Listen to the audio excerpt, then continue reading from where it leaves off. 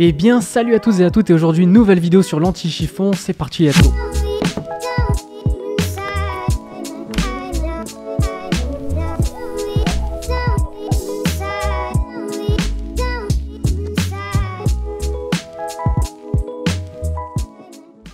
Alors aujourd'hui, je vais vous parler d'une notion très importante, c'est les ratios d'image. J'avais déjà fait une petite introduction à cette vidéo qui s'appelle UHD vs 4K, il me semble, sur l'anti-chiffon. Alors cette vidéo, elle a été inspirée d'un article que j'ai vu sur YM Cinéma, parce qu'en fait, Netflix a fait une vidéo qui parle des ratios d'image et je trouvais très important de rappeler ça, surtout que j'ai été confronté moi-même à une erreur, entre guillemets. Enfin, c'est pas vraiment une erreur, mais c'est juste que avec le recul, je me suis dit j'aurais peut-être pu faire différemment. Ce choix créatif-là, il est super important parce que vous allez devoir le décider au moment du tournage, c'est mieux en général. Ça va avoir des vraies implications au niveau créatif. Alors je vais pas reprendre exactement la vidéo, je vais pas vous faire une traduction de la vidéo Netflix parce que c'est pas l'intérêt. Je vais vous donner un peu mon avis aussi à chaud par rapport à mes expériences sur comment choisir un ratio d'image, pourquoi choisir tel ou tel ratio d'image. Ce que je vais vous dire d'ailleurs par rapport à ces formats-là, c'est strictement personnel. C'est pas du tout un fait établi, c'est pas du tout une règle, c'est vraiment ce que j'en pense moi à titre personnel. Si vous n'êtes pas d'accord avec moi, il n'y a pas de souci, expliquez-vous en commentaire, ça sera très intéressant d'en débattre. Alors pour commencer, je pense que c'est nécessaire de faire un petit rappel des différents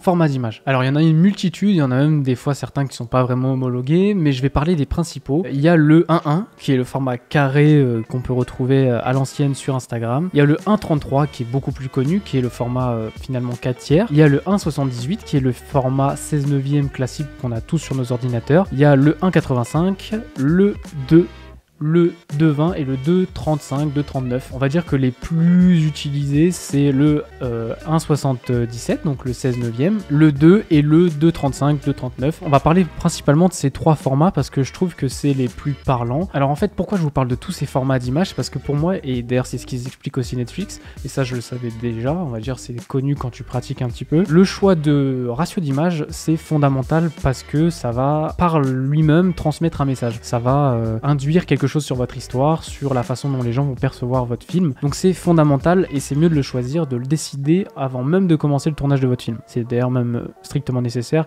surtout si vous choisissez par exemple un format comme le 2.39. Bien sûr, le 4 tiers est aussi très intéressant. Je vais commencer par celui-là, je pense d'ailleurs, mais je vais passer moins de temps parce que c'est un format qui, moi, à titre personnel, me touche moins. Puis surtout, je pourrais moins vous en parler parce que c'est pas un format que j'utilise habituellement dans mes créations, c'est pas quelque chose que j'ai l'habitude d'utiliser. Alors le 1.33, il peut être utile notamment sur des projets un peu artistiques, notamment aussi sur des projets qui peuvent faire un peu vintage parce que c'était le format d'image qui était utilisé à l'ancienne. Moi, à titre personnel, c'est comme ça que je l'interprète. Moi, je pense que le 1.33 c'est utilisé de manière pour transmettre quelque chose d'un peu vintage, un peu ancien, ou alors avoir un attrait créatif, par exemple pour je sais pas, une publicité ou ce genre de petite là, ce genre de format là, ça peut être intéressant. Donc ensuite on a le 1.77, le 16 neuvième qui est le format utilisé à la base plus par la télévision parce que ça a été une norme qui a été établie, c'est le format 16 neuvième qui va remplir entièrement votre écran et lui, je pense que mon avis c'est qu'il va induire quelque chose d'un peu plus réaliste, c'est-à-dire que même si vous tournez votre film en 1.77, 1.85, c'est des formats qui sont assez similaires. Le 1.85 c'est de la 2K, c'est de la 2K pleine, pas de la 2K scope. Bon, bref, on va pas rentrer dans le détail 50 ans, mais je pense que ça va induire quelque chose d'un peu plus réaliste, plus proche de la réalité. Par exemple, j'ai tourné le film de la Chapelle Sixtine en 1.85, on a décidé de partir en 1.85 parce que on voulait garder la hauteur parce que c'est de la peinture, mais je voulais que ça induise quand même quelque chose de réaliste. Avec le recul, je me suis dit le 2.35 il aurait pu être intéressant, c'est pour ça que je vous dis c'est vraiment quelque chose qu'il faut penser et ça a été une expérience pour moi qui me l'a rappelé que vraiment les ratios d'image, faut vraiment y penser en amont du projet le plus tôt possible et ça a une importance fondamentale. Je vais revenir sur la Chapelle parce que je pense que c'est un peu un cas d'école pour moi, en tout cas c'est à titre personnel quelque chose qui m'a beaucoup travaillé et encore aujourd'hui qui me travaille encore. Donc voilà, le 1.77, 16 neuvième, 1.85, 2K type plutôt cinéma, c'est un format d'image qui si vous l'utilisez va faire quelque chose, enfin va faire ressentir quelque chose de plus proche de la réalité, moins cinématique, voilà, quelque chose où en gros si vous voulez raconter une histoire type témoignage ou en tout cas quelque chose qui va vraiment raconter la réalité, se rapprocher de ça, je pense que c'est les formats les plus adaptés. Après on a le format en 2, c'est un espèce d'entre les deux je pense qui va vous permettre d'être quand même sur une forme de réalisme, mais on commence à être un peu plus typé cinématique. C'est pas un format que j'apprécie plus que ça, mais ça peut avoir son intérêt, notamment je crois que c'est très adapté pour l'utilisation sur smartphone, parce que en fait les smartphones sont bien plus proches de ce ratio d'image là que celui en 16/9 classique. Donc je sais que le 2, je crois que c'est très utilisé par Netflix justement pour ça, parce que il faut que le format il soit surtout pour eux adapté pour une utilisation, un visionnage en télévision, mais aussi sur smartphone. Donc le 2 c'est un bon compromis pour Netflix, mais à titre personnel en termes créatifs c'est pas un format que je trouve très... En fait c'est un entre les deux quoi. Et artistiquement c'est vrai que j'aime bien quand on prend une décision et on y va de manière assez radicale, pas trop entre les deux. Mais c'est un format qu'il faut connaître et qui est assez intéressant si on doit faire des compromis, je pense. Et après on a le 2.35 qui est aussi ce qu'on appelle le format scope, qui est un format qui vient du monde du cinéma, de l'anamorphique notamment. Donc le 2.39, 2.35, il est très intéressant, notamment pour justement faire dégager quelque chose de très cinématique. Et sur La Chapelle, on s'était posé la question, est-ce qu'on le fait ?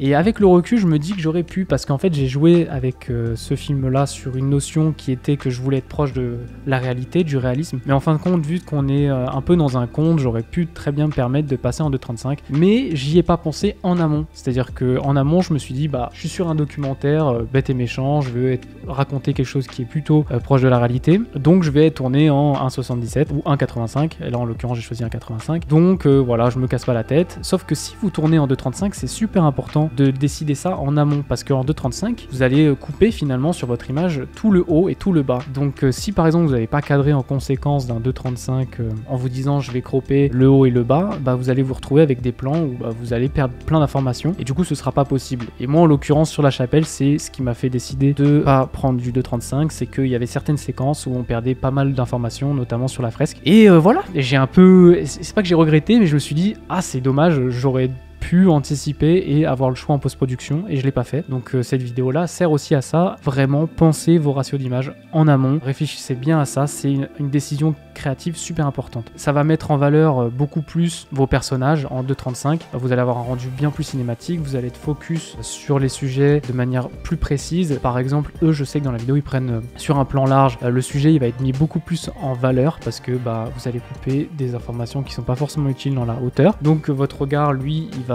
circuler en Z comme d'habitude, sauf que vu que c'est plus aplati, le sujet va être mis en valeur de manière plus efficace quoi. Donc le 2.35 c'est typiquement un format, un ratio d'image que moi je vais utiliser de plus en plus dans mes créations, parce que à la base, à titre personnel, je veux projeter les gens dans un univers qui est créatif, qui est imaginaire, qui fait rêver. Donc je veux de plus en plus tirer vers ce format d'image là. Tout ça pour dire, réfléchissez bien vos ratios en amont et tournez en conséquence. Et d'ailleurs il y a de plus en plus d'outils sur les caméras pour simuler les zones d'image, comme si vous croppez, pour que vous puissiez cadrer en conséquence, soit sur un moniteur. Là par exemple le moniteur que j'ai sur la caméra, il me permet d'afficher des traits, des pointillés pour en gros visualiser la zone de l'image qui serait coupée si j'étais en 2.35, soit directement sur la caméra. Je sais que le GH5 le fait, il me semble que l'A7 aussi le fait. Il y a de plus en plus de caméras qui le font parce que c'est devenu nécessaire. Aussi pour les formats Instagram, j'en ai pas parlé, c'est pas des ratios d'image qui là nous intéressent plus que ça, mais il y a les ratios d'image verticaux, 9/16e, 9/19e, 21e il me semble, 4/5e, mais en l'occurrence c'est pas un sujet, c'est pas ici que j'ai trop envie d'en parler. Il me semble en plus que j'en ai déjà parlé dans une vidéo précédente. J'espère que cette vidéo vous aura intéressé, vous aura appris des choses. En tout cas, moi je vous dis à la prochaine. N'hésitez pas à aller voir notre Discord, on est très réactif. Sur notre forum aussi, n'hésitez pas à y aller, à poser vos questions sur le forum, parce qu'il y aura peut-être d'autres personnes qui pourront répondre, et puis peut-être qu'aussi les questions que vous vous posez, elles ont déjà été posées. Donc voilà, on a créé ça pour centraliser un peu toutes les questions. C'est à peu près tout. J'espère que vous avez kiffé. Posez vos questions en commentaire, vous pouvez aussi, bien entendu. Likez si vous avez kiffé. Et on se dit à la prochaine pour une vidéo sur l'anti-chiffon. Allez, salut, c'était Yohan, ciao.